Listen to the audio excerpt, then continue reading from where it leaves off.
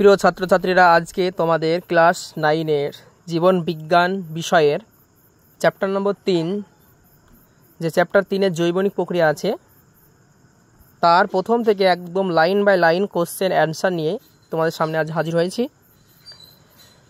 আজকে line by line যে সমস্ত প্রশ্ন আছে এই চ্যাপ্টারে, সমস্ত কোশ্চেন আজকে আমরা আলোচনা করব।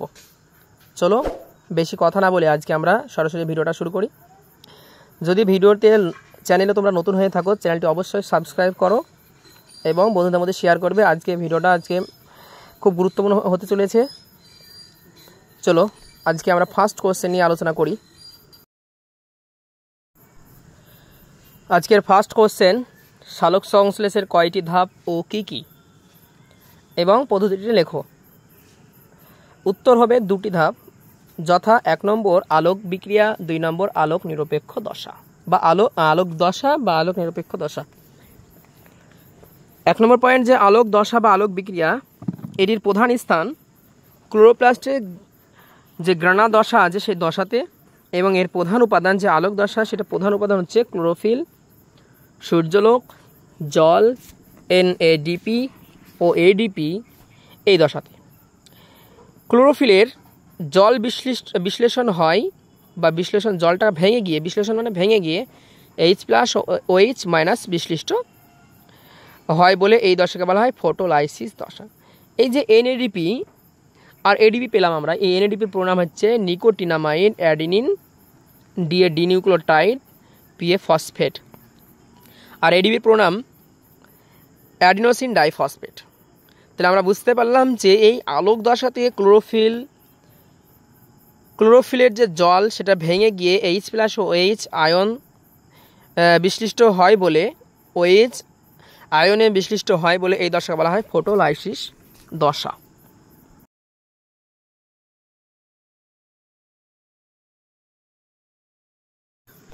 দুই নম্বর পয়েন্ট, আলোক নিরপেক্ষ দশা। এটি ক্লোরোপ্লাস্টের স্টমা দশাতে হয়। তাহলে আমরা বুঝতে পারলাম যে আলোক নিরপেক্ষ দশাটি ক্লোরোপ্লাস্টের কোন দশাতে হয়? স্টমা দশা। ক্লোরোপ্লাস্টের 2টো দশা, একটা গ্রানা দশা, একটা স্টমা দশা। গ্রানাটা হয় আলোক দশায়, আর স্টমা দশাতে হয় আলোক নিরপেক্ষ দশা। এবং এই আলোক নিরপেক্ষ দশার যে প্রধান উপাদান carbon die oxide, ATP, NADPH ও RUBP প্রভৃতি, এই দশাটি বিজ্ঞানী ব্ল্যাকম্যান আবিষ্কার করেন বলে এই দশাকে ব্ল্যাকম্যান দশা বলা হয়। মনে থাকবে। তাহলে ব্ল্যাকম্যান দশা, কোন দশাকে ব্ল্যাকম্যান দশা বলা হয়? যে আলোক নিরপেক্ষ দশাকে। কেন বলা হয়? কারণ বিজ্ঞানী ব্ল্যাকম্যান এই দশাটি আবিষ্কার করেছিলেন। 2 নম্বর কোশ্চেন, ফটোফসফোরাইলেশন ও ATP সৃষ্টি কিভাবে হয়? উত্তরটা আমরা জেনে নিই। চলো। যে পাতার ক্লোরোফিলে উপস্থিত ADP-কে সূর্যালোকের যে ফোটন কণা ATP-তে পরিণত করে বলে একে ফটোফসফোরাইলেশন বলা হয়। পরবর্তী কোশ্চেন আমরা দেখে নেব 3 নম্বর কোশ্চেনটা।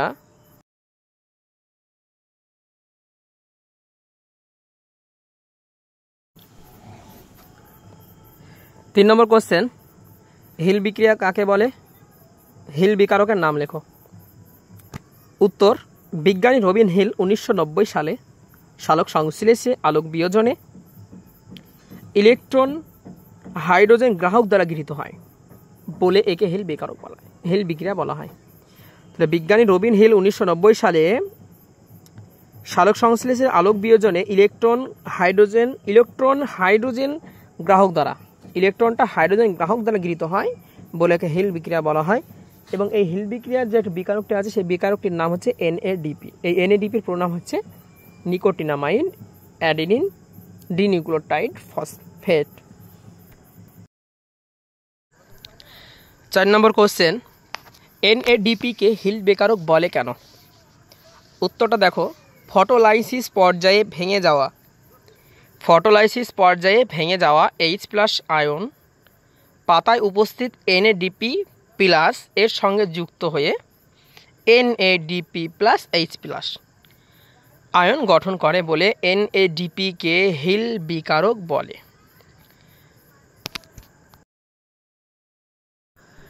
পাঁচের দাগের কোশ্চেনটা, PGA এর পুরো নাম কি? PGA এর পুরো নাম কি? উত্তরটি জেনে নেওয়া যাক। PGA এর পুরো নাম হচ্ছে ফসফোগ্লিসারিক অ্যাসিড। PGA এর পুরো নাম ফসফোগ্লিসারিক অ্যাসিড।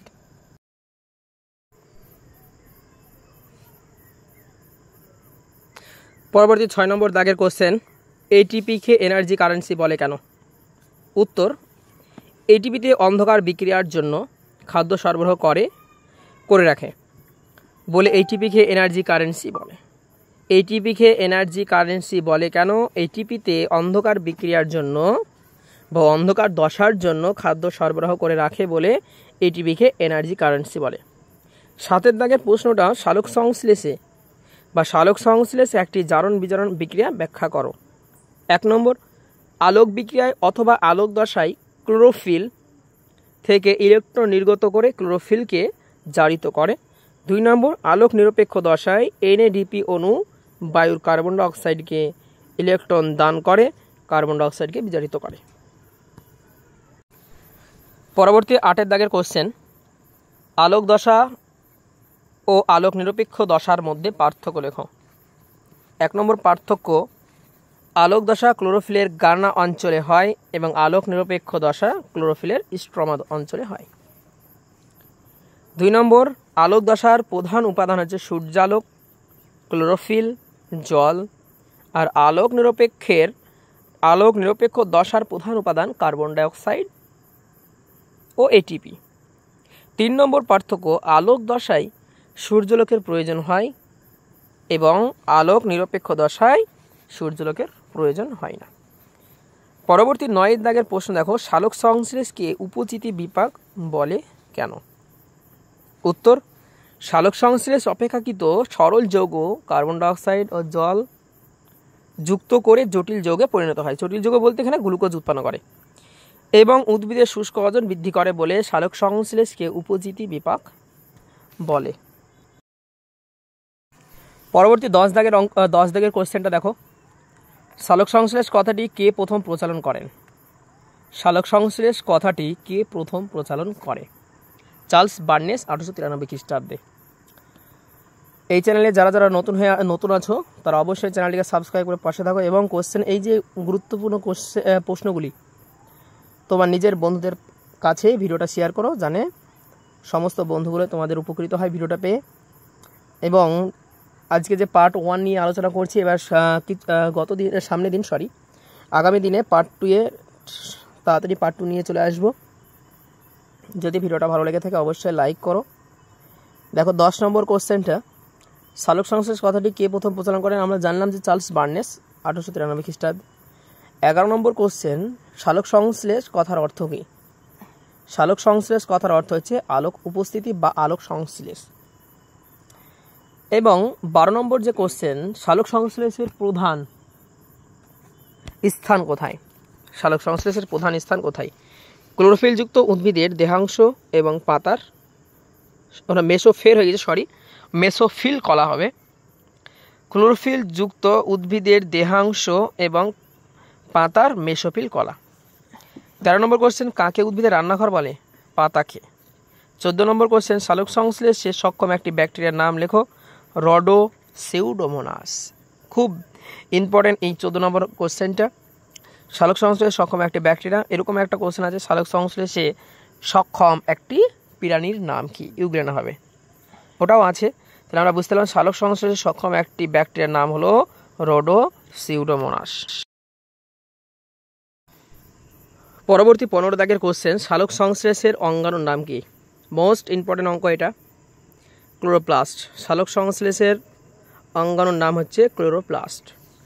16 দাগের কোশ্চেন, সালোক সংশ্লেষে সক্ষম একটি প্রাণীর নাম লেখো। এর আগে আমরা বললাম যে ইউগ্লিনা। 17 নম্বর, সালোক সংশ্লেষের প্রধান উপাদানগুলি লেখো। ক্লোরোফিল, সূর্যালোক। সালোক সংশ্লেষের প্রধান উপাদানগুলি ক্লোরোফিল, সূর্যালোক। পরবর্তী 18 দাগের কোশ্চেন, সালোক সংশ্লেষের সাহায্যকারী উপাদানের নাম লেখো। এডিপি, এনএডিপি আর ইউবিপি ইত্যাদি। এর আগে আমরা বললাম যে এডিপির প্রোনাম কি। এডিপির প্রোনাম জেনে নাও যে এ হচ্ছে অ্যাডিনোসিন ডাই আর পি ফসফেট, অ্যাডিনোসিন ডাইফসফেট। আর এনএডিপির প্রোনাম হচ্ছে নিকোটিনামাইড অ্যাডিনিন ডিনিউক্লিওটাইড ফসফেট। আর ইউবিপি এর প্রোনাম হচ্ছে রাইবিউলোজ বিসফসফেট। 19 দাগের কোশ্চেন, এডিপি থেকে এটিপি উৎপন্ন হওয়াকে কি বলে? Photosynthetic phosphorylation. এডিপি থেকে এটিপি উৎপন্ন হওয়াকে কি বলে? Photosynthetic phosphorylation.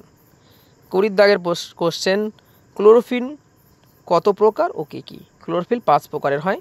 Chlorophyll A, chlorophyll B, chlorophyll C, chlorophyll D, chlorophyll E, মানে chlorophyll A B C D E.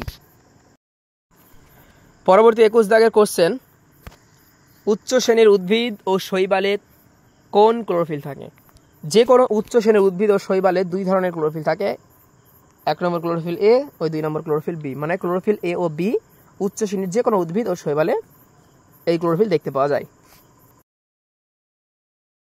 পরবর্তী নেক্সট কোশ্চেন দেখো, শ্বসন বর্ণালী ও কার্য বর্ণালীর পার্থক্য লেখো। শ্বসন বর্ণালী স্পেকট্রোকটিমিটার যন্ত্র দ্বারা নির্ধারণ করা হয়, আর কার্য প্রণালী সালোক সংশ্লেষে অক্সিজেন নির্গমন দ্বারা নির্ধারণ করা হয়। সালোক সংশ্লেষে অক্সিজেন কতটা নির্গমন হচ্ছে, কতটা বের হচ্ছে তার উপর নির্ধারণ করে কার্য বর্ণালী। 2 নম্বর পার্থক্য, শ্বসন বর্ণালী সালোক সংশ্লেষে সহায়ক নাও হতে পারে, কিন্তু কার্য বর্ণালী সালোক সংশ্লেষে সহায়ক। পরবর্তী কোশ্চেন, জল, কার্বন ডাই অক্সাইড, সূর্যালোক, ক্লোরোফিল এর 2টি করে ভূমিকা লেখো। এটা তোমাদের পাঠ্য বইয়ে, যে কোনো পাঠ্য বইয়ে ছায়া সাতরা যে কোনো বইয়েই তোমরা পেয়ে যাবে। এটা তোমরা বাড়িতে করবে, এবং ভিডিওটা যারা শেষ পর্যন্ত দেখলে তাদেরকে অসংখ্য ধন্যবাদ। আজকে এই পর্যন্তই। সবাই সুস্থ থাকো, ভালো থাকো। আবার সবার সঙ্গে দেখা হবে আগামী ভিডিওতে। Thank you for watch.